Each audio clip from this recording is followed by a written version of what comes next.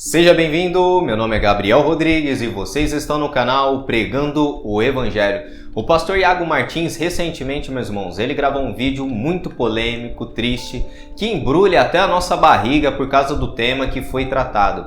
E também com a ajuda da cristã e também conservadora Norma Braga, ele trouxe fontes verídicas a respeito do que está acontecendo nas igrejas reformadas dos Estados Unidos. E nossos ouvidos, meus irmãos, sinceramente, eles ficam incomodados, pois só de mencionar o tema, eu tenho muito pavor desse tema de abuso sexual. E o vídeo tem 33 minutos, é impossível, meus irmãos, assistir ele completo, sem ao menos você derramar uma lágrima sequer. E nos últimos meses, a igreja brasileira, ela começou a ser inundada com informações constrangedoras envolvendo ocultação e encobrimento de casos de abuso sexual nos Estados Unidos. E alguns meses atrás, eu gravei um vídeo no canal, meus irmãos, falando das mais de 200 mil crianças que foram abusadas pela Igreja Católica. E o que aconteceu? Eles ocultaram isso, meus irmãos, durante mais de 100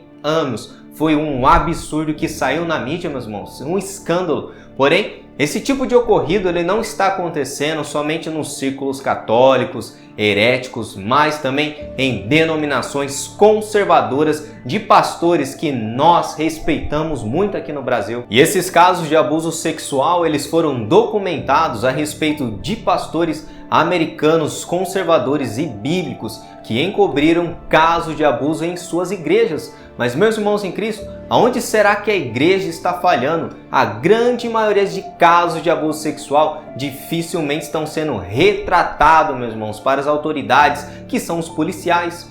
Muitas vezes, muitas pessoas da igreja tendem a pensar que casos de estupro, abuso sexual, agressão, seja algo reservado, que deva ser resolvido somente na igreja. E não é, isso é errado. E muitas pessoas interpretam isso se baseando no texto de 1 Coríntios. Vamos ler o texto comigo. Quando algum de vocês tem um desentendimento com outro irmão, como se atreve a recorrer a um tribunal e pedir que injustos decidam a questão em vez de levá-la ao povo santo?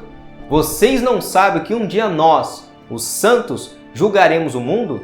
E uma vez que vocês julgarão o mundo, acaso não são capazes de decidir entre vocês nem mesmo essas pequenas causas? Não sabe que julgaremos os anjos? Que dizer então dos desentendimentos corriqueiros dessa vida? Se vocês têm conflitos legais, por que levá-los para fora da igreja, a juízes que não fazem parte dela? Digo isso para envergonhá-los. Ninguém entre vocês tem sabedoria suficiente para resolver essas questões? Em vez disso, um irmão processa outro irmão diante dos descrentes.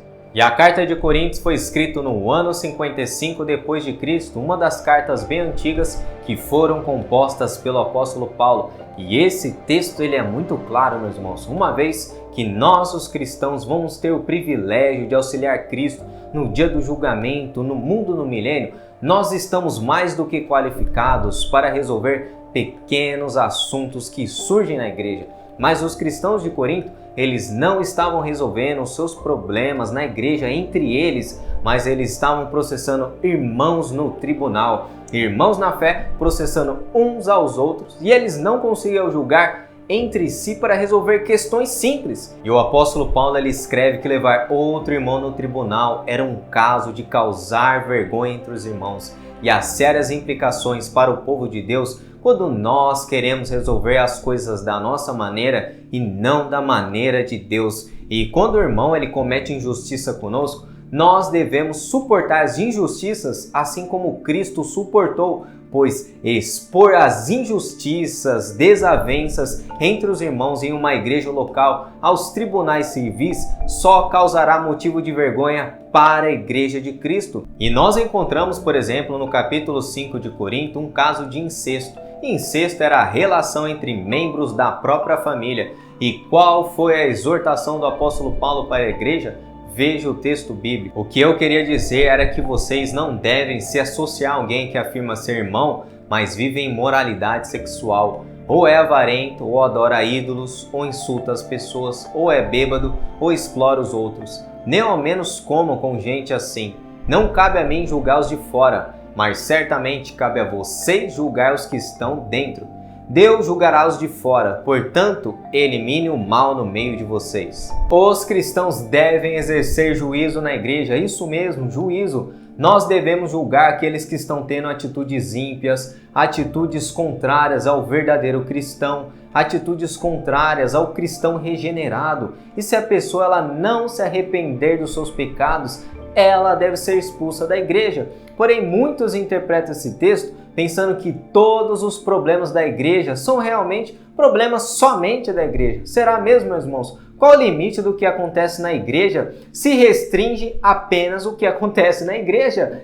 Em casos, por exemplo, de agressão a mulheres, casos de assassinato, casos de estupro, casos de abuso de criança. E será que não podemos levar aos tribunais de justiça esses casos? Muitos dizem que não. Porém, eu sou da posição que em casos específicos como agressão, abuso sexual de mulheres e crianças, assassinatos e outras coisas que fogem totalmente do controle da igreja e também são qualificados como transgressão da lei na lei dos homens, devem ser levadas à justiça. E falando sobre esse assunto, nada melhor que utilizar a referência de uma mulher para validar o meu argumento. Veja a citação de uma ex-feminista cristã chamada Caroline McCann em seu livro Feminilidade Radical. Falando em pecado, o mandamento bíblico para as esposas se submeterem aos seus maridos nunca significa que as esposas devem se submeter ao abuso físico. A violência doméstica não é apenas um crime.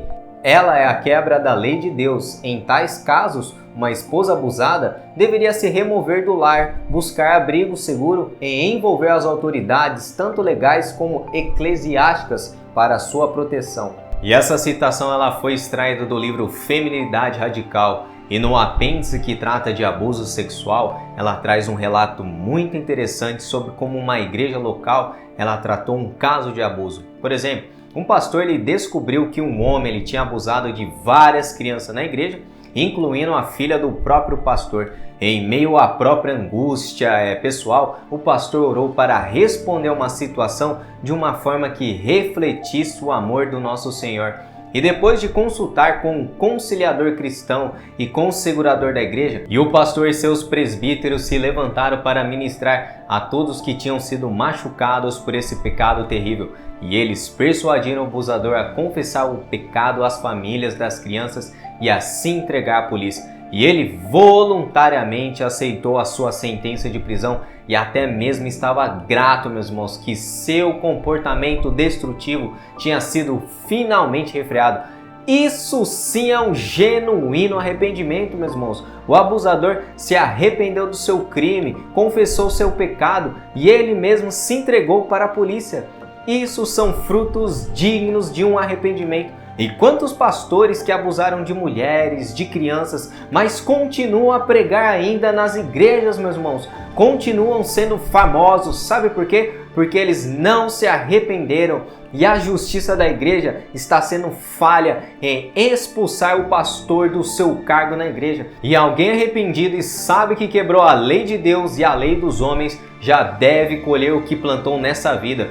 E nesse estudo eu também gostaria de trazer, meus irmãos, uma ressalva que nesse texto de Corinto, o apóstolo Paulo não só condena que levemos os nossos irmãos no tribunal, mas pelos motivos que estamos levando tal pessoa ao tribunal. João Calvino, por exemplo, comentou a respeito dessa passagem. Portanto, lembremos-nos de que Paulo não condena as demandas com base no fato que não é propriamente errado defender uma boa causa, nos valendo dos recursos de um magistrado, mas porque quase sempre somos dominados por atitudes mentais inadequadas, tais como a falta de domínio próprio, intenção vingativa, hostilidade, obstinação e assim por diante. E em muitos casos de abuso sexual, a parte machucada, ela não parece somente querer justiça com a parte que lhe causou algum dano, mas sim ela quer vingança. Ela apela aos tribunais e magistrados que não são cristãos por causa da devida ofensa que ela sofreu ou sofrimento também que ela passou. E a pessoa ela quer se vingar a qualquer custo. E realmente o nosso coração, meus irmãos, é muito enganoso. E muitas vezes pensamos em estar apelando ao tribunal dos homens ímpios em uma justificativa justa. Porém, o nosso coração ele está inundado ou envolvido também em muitas trevas. E também essa pessoa quer vingança a todo custo em seu coração, porém no exterior ela demonstra uma falsa piedade. Isso é muito perigoso. Porém, meus irmãos, o uso de juízes terrenos para defender a si próprio é legítimo segundo as Escrituras. E os cristãos podem apelar à lei de uma maneira muito legítima para se defender em questões como esta. O apóstolo Paulo, por exemplo, no livro de Atos, ele é mencionado 2 vezes, meus irmãos, se utilizando da sua cidadania romana, quando ele estava em julgamentos. Em Atos capítulo 16, Paulo e Silas, eles foram açoitados e também presos na prisão. Paulo, por nascença, ele tinha direito à cidadania romana e os cidadãos romanos eram isentos de açoite ou também tortura. E nos casos graves, eles poderiam apelar para que o seu caso fosse levado ao imperador. Isso era muito sério. Em Atos capítulo 22, novamente Paulo ele estava prestes a ser açoitado e ele disse: é lícito açoitar um cidadão romano sem estar condenado? Essa lei que Paulo estava apelando se chamava Valeriana e Porciana, onde os cidadãos romanos eram isentos de métodos brutais de interrogatório. Se alguém ousasse punir qualquer cidadão romano sem o devido processo legal, essa pessoa estava sujeita à pena de morte. E para entendermos melhor essa lei, veja a citação do imperador Marco Túlio Cícero a respeito dos direitos da cidadania romana que eu li em meus comentários bíblicos. Amarrar um cidadão romano era crime, açoitá-lo era uma abominação, matá-lo era quase um ato de assassinato.